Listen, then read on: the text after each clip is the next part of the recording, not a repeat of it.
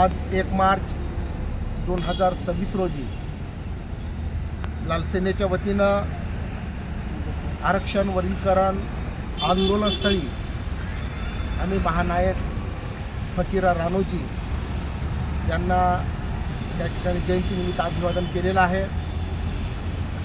महानायक फकीरा रानोजी साठे यांचा जन्म 1 मार्च 1885 साली झालेला आहे आणि त्यांचा मृत्यू 10 डिसेंबर 1925 रोजी झालेला आहे. म्हणजे 1885ला जन्मलेले फकीरा हे 1925 साली त्यांचा मृत्यू झालेला आहे. अवघ्या 40 वर्षाच्या आयुष्यामध्ये त्यांनी जो केलेला संघर्ष आहे, त्यांनी लढलेला सामाजिक न्यायाचा लढा आहे, तो जगविख्यात साहित्यिक कॉम्रेड अण्णाभाऊ साठे यांनी त्यांच्या फकीरा कादंबरीमध्ये रेखाटलेला आहे.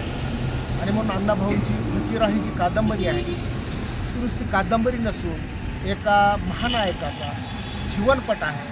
आणि तो जीवनपट म्हणजे खऱ्या अर्थानं अण्णाभाऊंनी सामाजिक न्यायाचा रेखाटलेला तो रणसंग्राम आहे असं आपल्याला या ठिकाणी या महानायकाचे वर्णन करावं लागेल.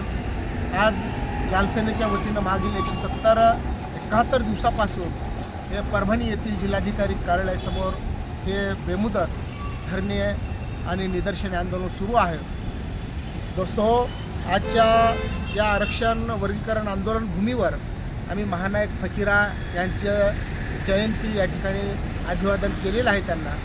आजच्या जयंतीच्या निमित्तानं मी महानायक फकीरा आणि वर्गीकरणाचा काय जवळचा संबंध आहे किंवा महानायक फकीरानं 1925 पूर्वी जो काही सामाजिक न्यायाचा सिद्धांत आपल्या सगळ्यांच्या समोर, देशाच्या समोर, जगाच्या समोर ठेवलेला आहे ते मी या ठिकाणी तुम्हाला सांगतो. कॉम्रेड अण्णाभाऊ साठे यांनी त्यांच्या फकीरा कादंबरीमध्ये एक सामाजिक न्यायाचा एक सिद्धांत त्या ठिकाणी लिहून ठेवलेला आहे. तो प्रसंग आहे की माळवाडीचा मठ लुटल्याच्या नंतर, धान्याचं कोठार लुटल्याच्या नंतर सर्व धान्य त्या ठिकाणी मांगवाड्यामध्ये आणि महारवाड्यामध्ये आणून ठेवल्या जातात. मोठा धान्याचं ढीग त्या ठिकाणी पडलेलं आहे. ते सर्व तत्कालीन मांगा महाराजांना त्या ठिकाणी धान्य समसमान मापानं वाटून दिलेलं आहे. परंतु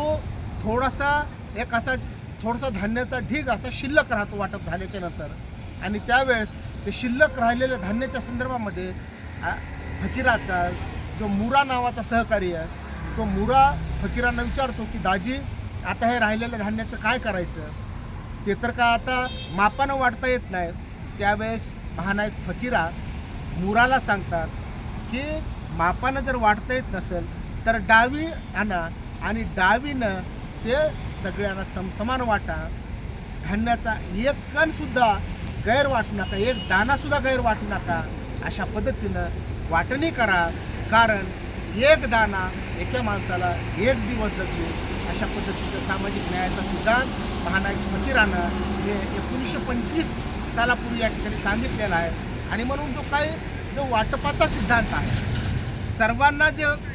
सर्वांच्या घरामध्ये अन्न गेलं पाहिजे, सर्वांना शासकीय सेवेमध्ये संधी मिळाली पाहिजे, हा जो काय वाटपाचा जो सिद्धांत आहे, तो सिद्धांत खऱ्या अर्थानं अण्णाभाऊनं आणि महानायक फकीरांनी हा 1925 सालापूर्वी मांडलेला आहे, लिहिलेला आहे.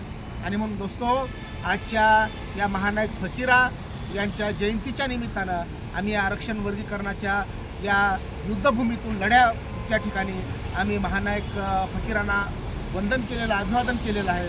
आणि आम्ही त्यांच्याकडं नम्र प्रार्थना करतो की ह्या आरक्षण वर्गीकरणाचा लढा जिंकण्यासाठी आपण आम्हाला बळ द्यावं, आम्हाला साथ द्यावी, आम्हाला आशीर्वाद द्यावा असं आम्ही महानायक फकीरा रानोजी यांच्या चरणी या ठिकाणी प्रार्थना करतो.